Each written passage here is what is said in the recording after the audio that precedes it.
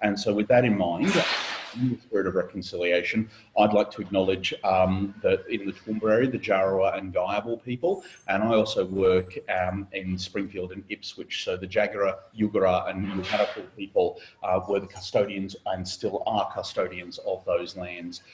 So I'd like to acknowledge their living culture and also a deep appreciation for Indigenous cultures and their contribution to our university. So today what we're going to be looking at is open textbooks and one of the ways that we are framing this at USQ is really that openness is everyone's business. So the way that I look at my role is that if in 3 to 5 years' time, if someone says I want to get involved in open education and mine is the only name that they can think of, I've failed. I've done a bad job. Because this should be a case that we build up capacity and we build up people. And the reason why I use the Canadian geese there is that you might know that when they're migrating, what actually happens is one of the geese will take the lead role, and when that goose is feeling tired or has done their part, they actually fall back and another one steps up in the front. And that's kind of how we'd like to see open education. That there are parts where I lead, there's parts where Tahnee leads, where Samara leads, where academic staff lead, okay, but we're all moving in the same direction. Okay, so it's a metaphor of aspiration, really. And so when you take a look at who our students are, it does make a lot of sense because about 80% of our students are online, 60% of our students are first in family, and so having that educational memory at home or easily accessible is quite a challenge. 40% of our students are in regional, rural or remote locations, and 24%, as problematic as the term is and problematic as how it is measured, 24% are identified as being of low socioeconomic status. So basically we think that open textbooks is a student-focused strategy. It makes sense to improve access and to reduce the barriers for students to come to USQ, and we very much view ourselves as a university of opportunity. So why are we focusing on textbooks? Okay, when, let's face it, there are a whole range of other aspects of the learning journey that we can look at, and we all know that simply providing a textbook does not guarantee good learning. In fact, when I have an educational design background as well as a librarian, and some of you might be familiar with backwards design for courses where you start with what the students actually should be able to do, what they are going to learn, what they are going to demonstrate, how they are going to apply. And when you work your way through, resources are the absolutely last thing that you consider on that continuum. However, there is a good reason to focus on the textbook prices. So for starters, the question has come up repeatedly whether or not textbooks are actually considered at any part of course approval or course design at USQ. We now have within our course specifications process where when an academic staff member picks a textbook, it actually gives them information on where they might actually go to double check that there is not an open textbook that already exists. And furthermore, we had it approved this week that we're going to be including basically a mechanism whereby students will be able to search courses and limit it to those courses that have free learning materials. And so they will actually get a bit more agency in managing the costs of higher education.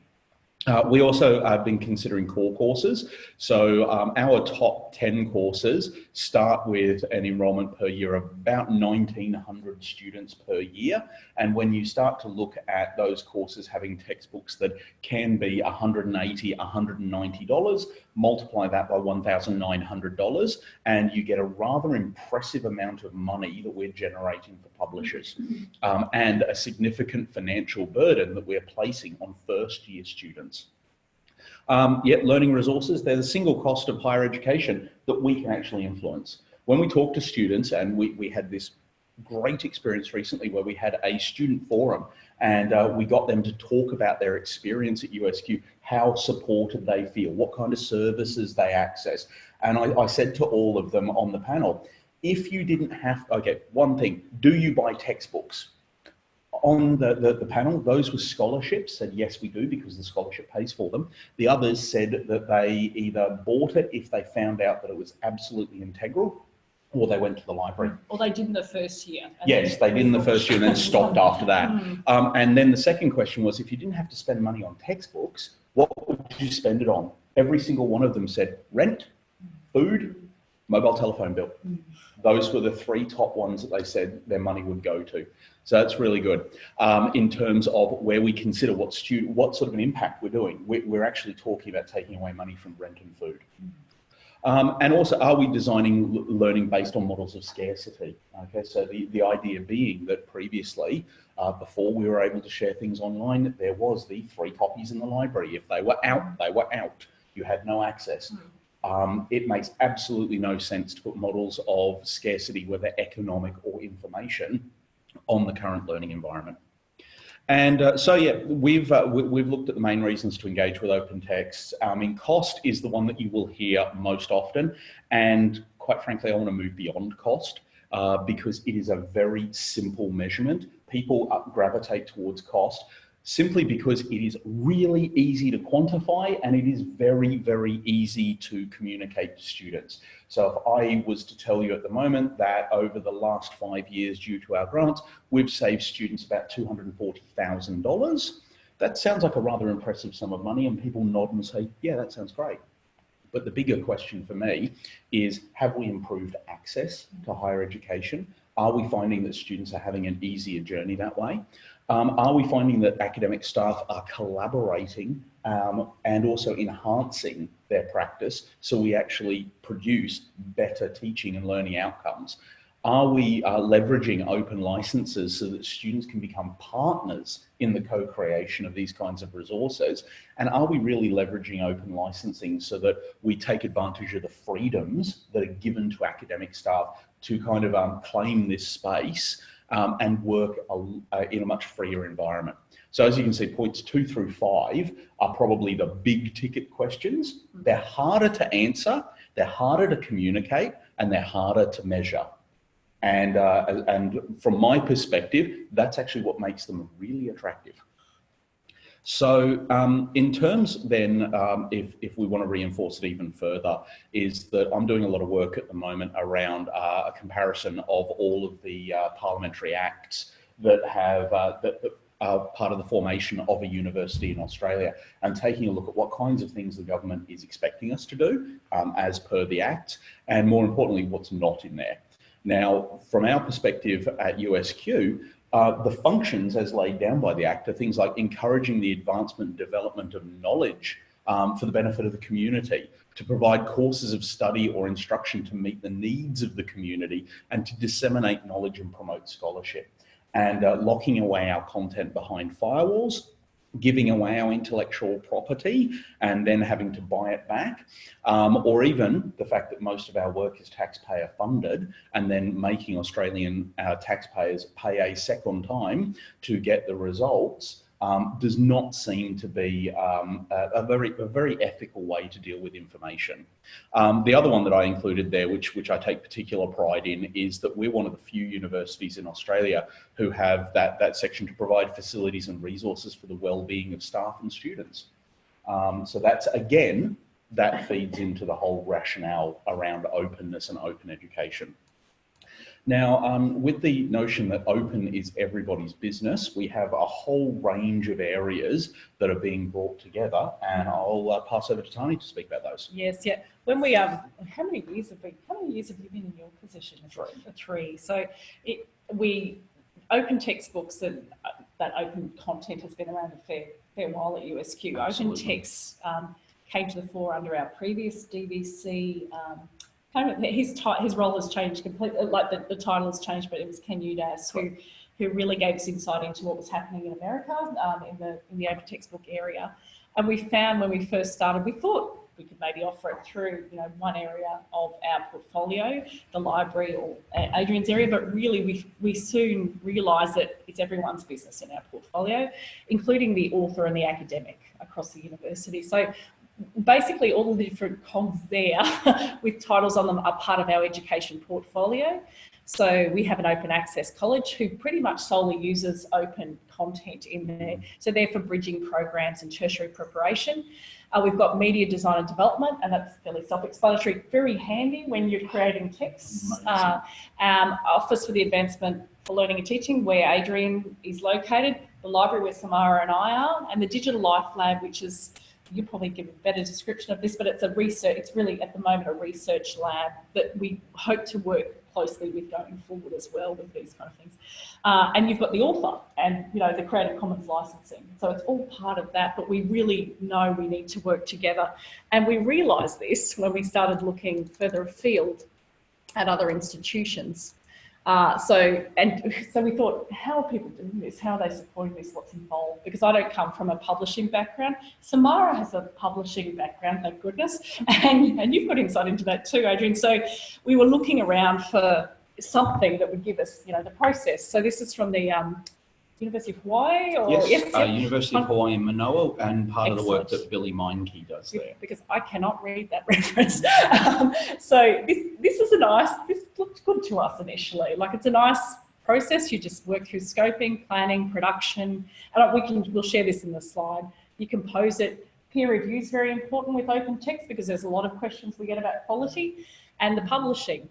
But we found that we thought we would be done, but we're not at that stage. So really, we find it's more cyclical. Like, it's a process where you keep evaluating. So you go through those scoping phases, licensing, composing, but you then evaluate and improve that text. And the beauty of these resources are you can review them as you go.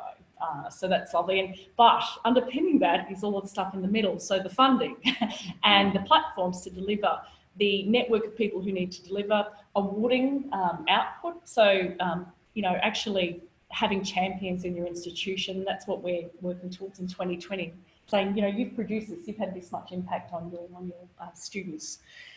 Quality assurance, so peer review, reporting on our outcomes. So we keep being asked, what's your return on investment? You know, you can show us what the value is. So that's what we need to work on as well. And as Adrian said, it is quantitative for the monetary aspect, but not for the other aspects.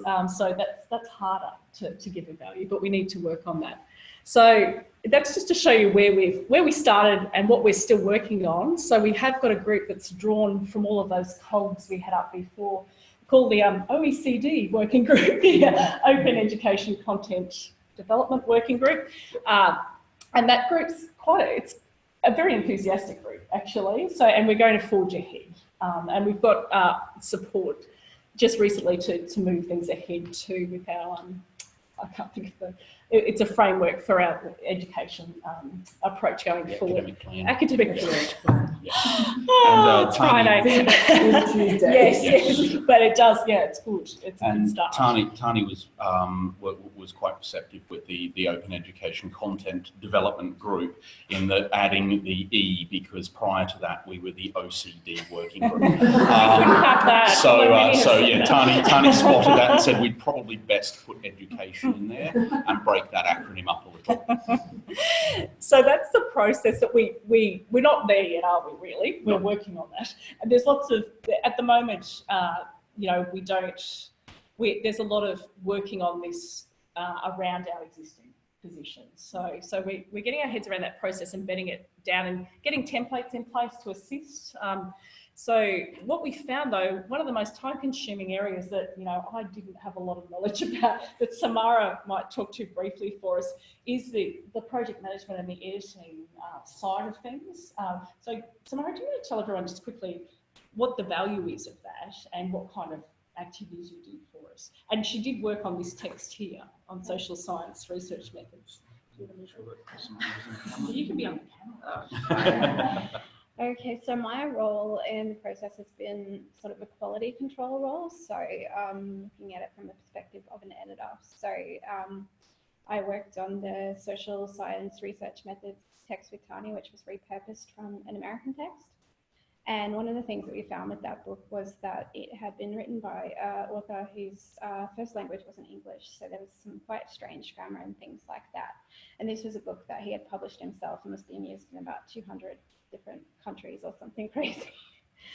So what I have sort of done was try to create some processes around that. So one of the things that I suggested to Tahnee that we do is develop a style guide for open text that we could use to keep track of editing decisions and also formatting and design decisions to make it a bit easier to keep consistency and quality across all of the books. And so we came up with a generic one which has, like for example, spellings and punctuation of certain words and phrases that would commonly be used across all of the books. Like for example, when to use the full name for USQ and when to use the acronym. And a lot of that was pulled from our marketing style guide. It was also taken from the Australian Government Style Guide and the Macquarie Dictionary. I also suggested that we have a style guide for each book because there's a lot of specific terminology for different discipline areas that might have different hyphenation or something. So you need to sort of keep a record of that. So when you're coming across these words, you're not trying to remember what you did last time. That's what I didn't mention. The other thing that blew me away that I hadn't thought of and I should have was accessibility with language. And the tense we use, so inclusivity too. So it was that, and you built that into the style guide, which I thought was fantastic. Yeah, so, and readability as well was another thing. So not just looking at it in terms of spelling and grammar, but also looking at, is this offensive to anyone? Is this confusing to anyone? Particularly if you're writing a textbook for, say, undergraduate students who might not have had any experience with that particular subject matter. So, for example, in that book that we worked on, I had to rewrite some passages that were confusing because they had very long sentences or something. Another thing we were going to mention was the importance of, if you are repurposing someone else's work, still checking those things and not just assuming that they've done these things. Yes. We had a bit of an incident where we were in the process of repurposing an OpenStax textbook. And OpenStax is very well established in this area. They have a very good reputation. We would assume that their content was all fine to use. Some of their links had been hacked and were being redirected to inappropriate material.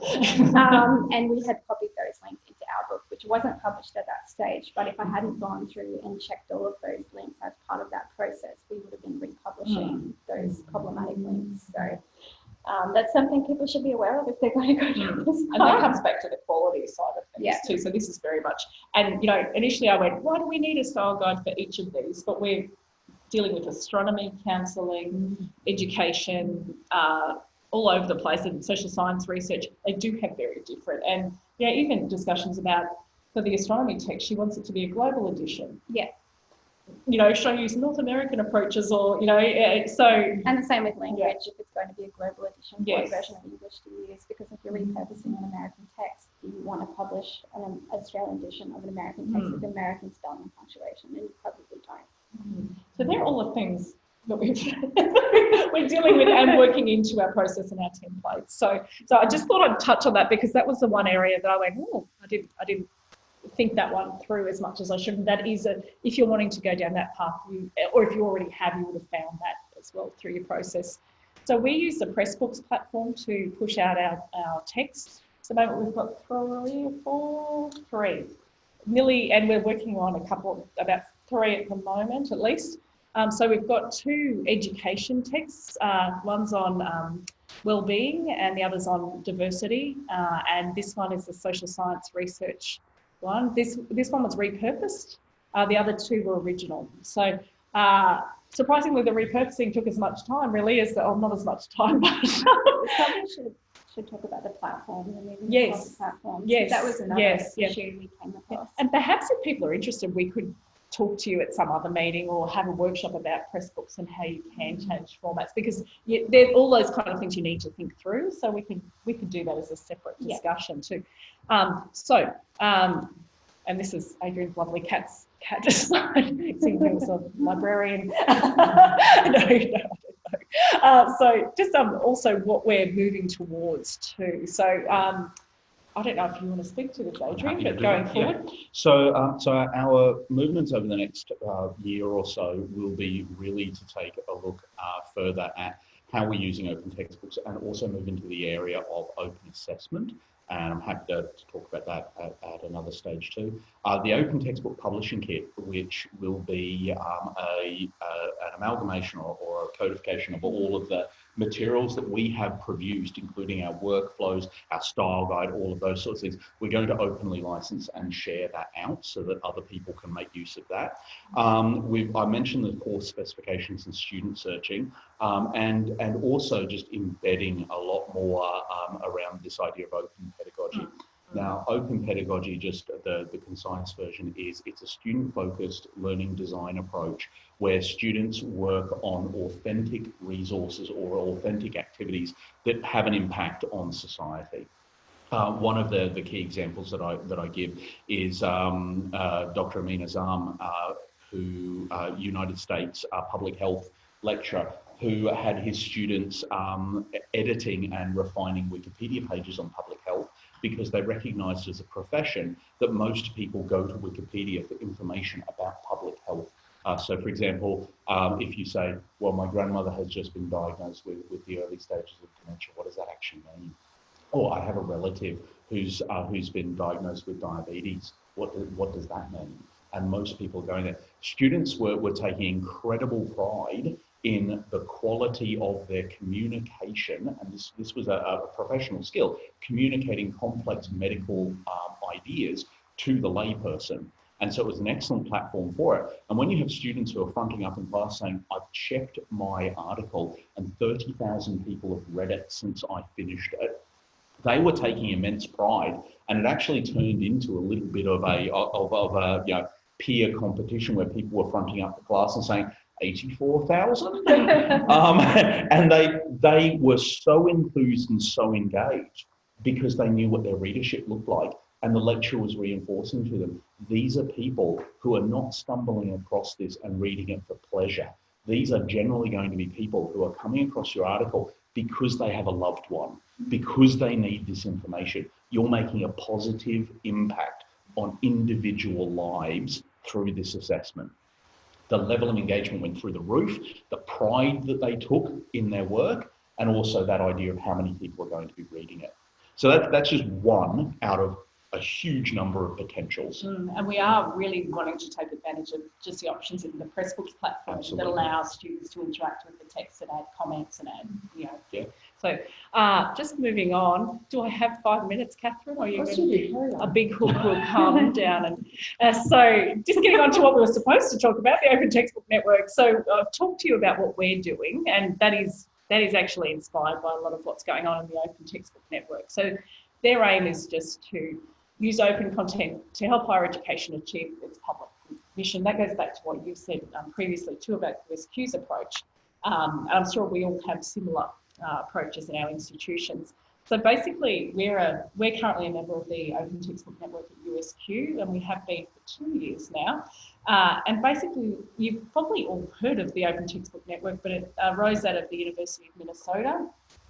That's right. Yes. In many spaces. Yes.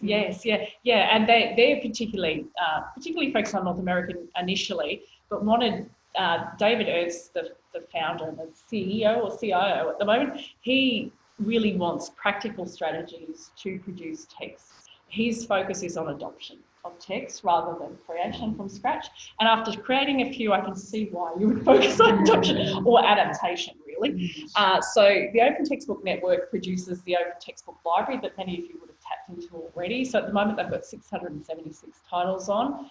A lot of them are peer reviewed. So as part of the workshop process attached to the Open Textbook Network, you go out and talk to your academics about adoption. And part of the process is getting them to review something. Go online, have a look at it, tell us what you think, but put that online. So you're part of that, the population reviewing that text.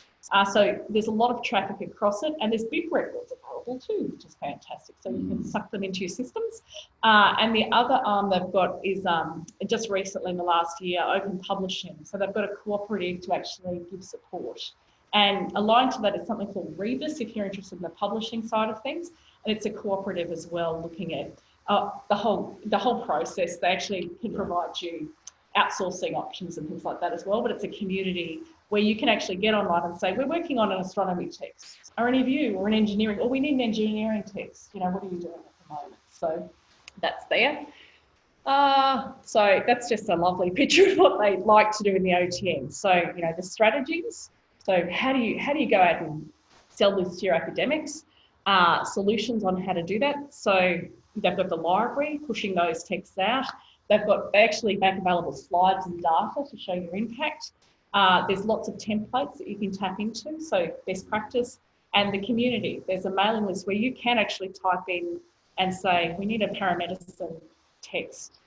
Do you have one? You know, and it's very much American facing, but they're very keen to get Australian content in there as well. So we've got one text in there at the moment, and we will have some more in there shortly. So this is their coverage. This is alone, but they do have some members in the UK and Hawaii. Yes. So as you know, like we, as I said, we've been members for a little while. David Ernst actually came and visited USQ a couple of years ago, and that was quite inspirational. He did we have salons, they're online webinars, so he did. You can still actually tap into that, but we do have another representative from the OTN next week. Presenting on Wednesday. On Wednesday morning at Wednesday at midday. Yes. And that's Dr. Tahnee, and she is the Director of Educational Programs at the OTN, yep. And she's going to be talking about strategies for increasing engagement with OER. So anyone can tap into that too. If you just Google USQ Salon, and the list will come up with next Wednesday's live stream link, and it's up there already actually. So thanks to Adrian. And so what we've done on the ground at USQ is Adrian and I had trained the trainer almost sessions with David on how to do these workshops with academic staff and professional staff. And then I actually got to go to the summit. I was sponsored by QLOC last year, and I grant through USQ.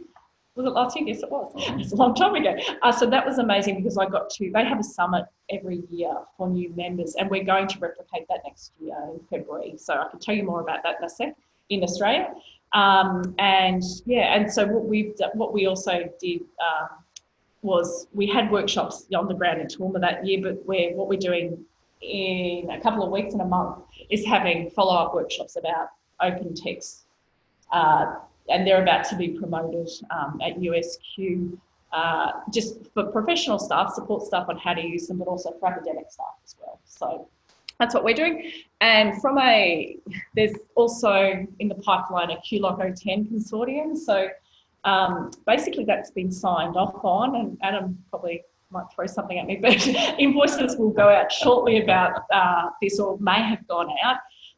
And what the consortium will do is QLOC will be like a little outreach point of the OTN. So you will be able to access 30% off the cost of press books, the same plan we're on, and we can definitely talk about how you use it and how you set it up. We'll have a central point of contact between, OTN and QLOC members. There's a mailing list that we can distribute all those conversations about. Oh, we need this text. What do you have? So we can push that out to you. There's a lot of materials that we can push out as well and make those templates available to you. There'll be a central QLOC OTN website where you can, it'll act as a gateway to this information. And Adrian and I will also be presenting workshops for QLOC members, skilling them up in then going out to their institutions and presenting those workshops. So that train-the-trainer aspect, again, that'll be next year. And we also are planning a summer Foundation Institute in February. So, and details will come out shortly about that. But basically through the there's a chat.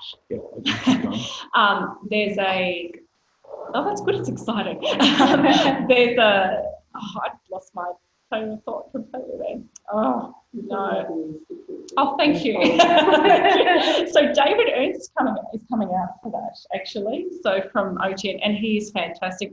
But Adrian has got some great, we've both managed to get some really good contacts, particularly Adrian in this sphere. So I'm hoping we can actually get some other speakers, possibly from a distance, just to talk to us. Even, like David knows the OpenStax CEO, and you know, we can pull in different people to just have short seminars with you too. But it's all about, OTN is all about community too. So, and when I went, they had a whole lunch where they just said, do you have something you want to talk to people about? And people would put up signs, engineering techs. I'll go and talk to them. What are they working on? And, you know, someone said, we've got someone who wants to work with someone in Australia on this text, you know, and contact them through there. So we can start our own networks because there's lots going on already, but then we can link into those international networks too. So I think that's about it. Does anyone have any questions? That was very quick or not so quick.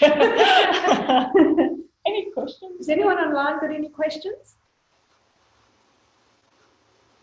I'm going to stop the sharing. It's deadly silence. Have I put everyone to sleep? No. Any questions in the room at all? I think it's the opposite. My brain's going, oh, that's good. That's good. And we'll share the slides in case you have any queries. Oh, good. Oh, it's recording. Oh, that's good. So, yeah, any queries? But any questions at all? Tahnee, I've got oh, yeah. 1,000. Ah, that's good. So I'm really lucky that I can just go. We'll bring you in. I'm probably the only non-librarian in the room, so I've probably got other things going in my head. One of the things that I found really interesting was about that contextualisation to every text. Yes. Which sort of, when you say it makes sense, but not something I would have really thought about. And it's pretty standard practice in publishing, but as It should be. we're not aware of that because No. it's not our normal business as usual. Mm. But if we are moving into this area, those are the things that we need to be aware of. So, simplistic question here probably, so forgive my ignorance. I'm happy with simple So, on a Friday. so is it possible then, if we find a text which is open, that we could take that text literally and adapt it for our own purposes or other? Yep, it depends on the it depends on the licensing, but yes you can. So it depends on the license. Some of them have like certain uses, like share. Usually you can. It just might impact on how you license the work that comes out of that. Poor person who asked the question's gone with a coughing fish. So like if it has a share alike license on a work, you'll have to re-license it. That's quite a restrictive license, so you'll have to re-license under that. But the majority of them in the Open Textbook Library are CC BY or CC BY non-commercial. So we can definitely make use of those.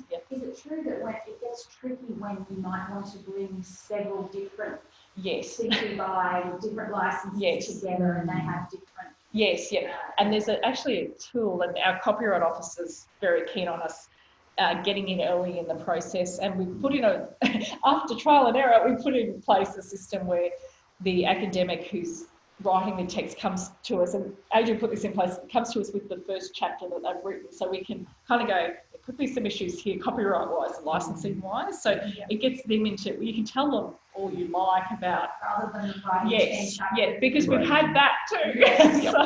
So it's good to have that conversation first. But the beauty of press books is, if they're in the right format, you can bring 3 books in, can't you? Samara knows a lot about press books. You can bring them in and then, like it's just moving chapters. Yeah, it's beautiful actually. Yeah. So, and if you've got a Word document and you format it correctly, when you import it, it will actually divide it all up into chapters for you. If you don't, Samara's it's a disaster and queen. every single line is its own chapter. We've been there too.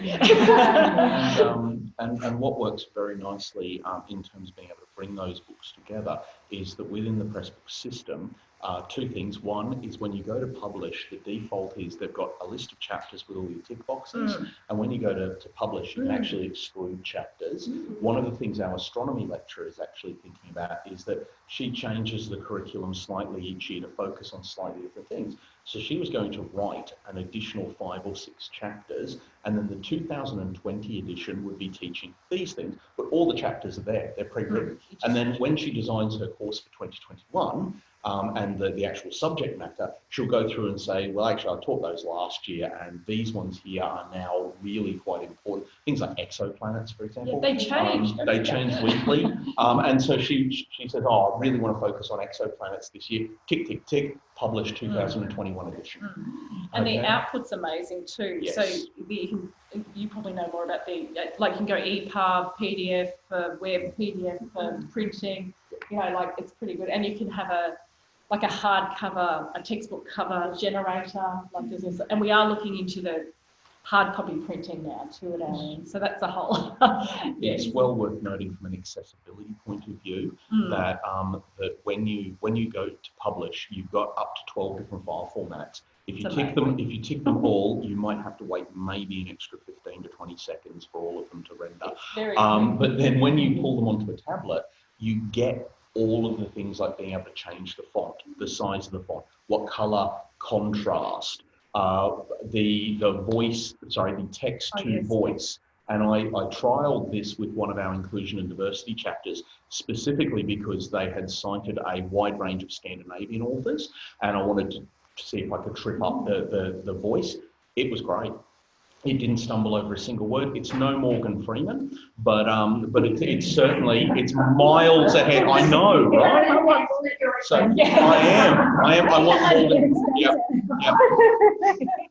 But basically, yeah, exactly. I think that'd be great.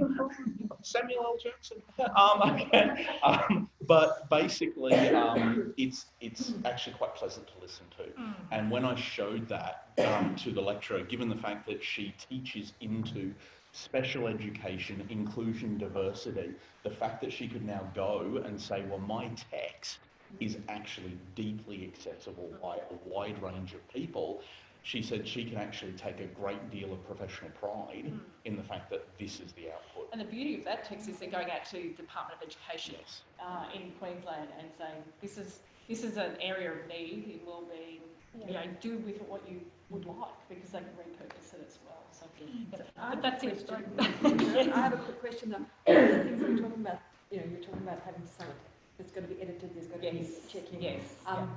Is there any way where you've done some costing as to how much it actually and the staffing required? Because it's not just something that you can say, we just all want to have an open access text. There are some costs associated with it. And it very much depends on the model you go for too, because some universities, particularly North American ones, allow their academics just to go onto the platform and do what they want. And we've done that here, and that's always okay, but then we paid to edit and fix copyright. So it just depends. That might seem okay initially, but then there's still work. So it depends on the institution and the approach, but we have done that for the USQ situation. There was also a Rebus, is that publishing group that I talked about. They did a webinar that's still available. It's REBUS on the hidden costs of open education publishing, and it was quite interesting for those kind of things. So definitely, the only way we could get Samara working on editing was to get it.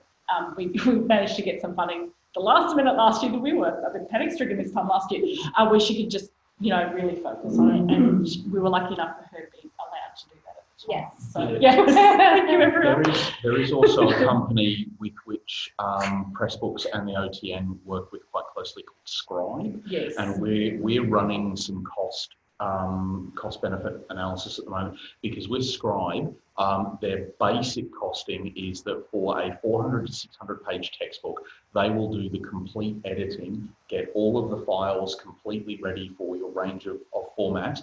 They provide you with a weekly update as to where they're at, and a 600 page textbook will take them about 8 weeks. From here is my stuff in Pressbooks to we're now ready to print. The potential downside is that per textbook that's $3,000. Okay, so the thing that we're running up at the moment is, what does it cost us to get a human inside USQ to do this? How many textbooks are we likely to get? And on top of that, does it turn out that paying $3,000 a textbook through Scribe per annum is actually cheaper than employing a full-time human? Because it depends. I mean, realistically though, we're probably not going to produce more than 5 or 6 a year. So you're looking at under $20,000. Yeah. But then looking at it in terms of workflow, it should be about a week and a half to edit and format that book. So I mean, I don't know if you could keep up that pace, but when you think about the salary of a week and a half versus the $3,000, it is cheaper in that way. And the other major benefit that we had was that if we ever had any questions about things aren't rendering, pick up the phone, call Samara, who is working in the same time zone for starters.